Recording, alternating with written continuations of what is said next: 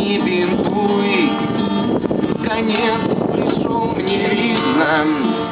Ты лучше поцелуй, чтоб не было обидно. Терпи, солдат, терпи. Сестра ему сказала из жизни в первый раз, его поцеловала. Терпи, солдат, терпи. Сестра ему сказала из жизни в первый раз, его поцеловала. И этот поцелуй высоких слов достоин. О чем тут говорить?